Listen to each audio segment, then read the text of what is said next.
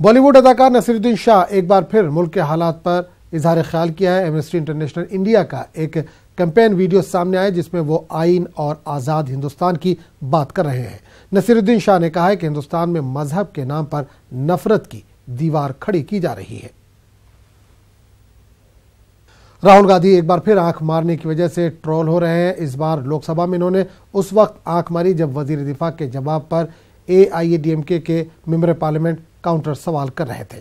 तब राहुल गांधी ने अपने साथी मेंबर्स को आंख मारी, जिसके बाद राहुल गांधी ट्रोल हो रहे हैं।